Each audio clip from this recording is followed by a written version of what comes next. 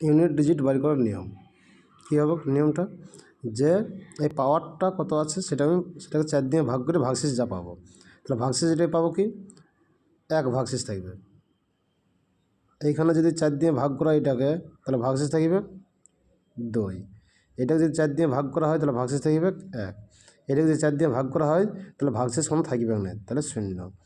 যদি ভাগশেষ 1 থাকে তাহলে ইউনিট ডিজিট বাড়ি করার নিয়ম হবে কি, শেষের সংখ্যাটার পাওয়ার 1, 2 এর পাওয়ার 1 প্লাস এইখানে 2 এর পাওয়ার ভাগশেষ যা আছে সেটা 2 এর পাওয়ার 2।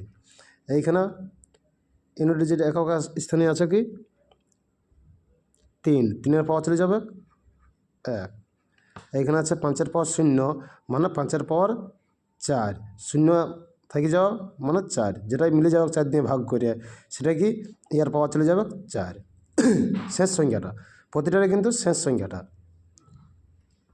এবার 2 এর পাওয়ার 1 মানে হচ্ছে 2, 2 এর পাওয়ার 2 মানে হচ্ছে কি 2 গুণিত 2 মানে 4। এটা 3 এর পাওয়ার 1 মানে 3, 5 এর পাওয়ার 4 মানে কি 5 গুণিত 5 গুণিত 5 গুণিত 5। এটাই গুণ করলে আসবে কি 625। তাহলে একক স্থানে আসবে কি 5।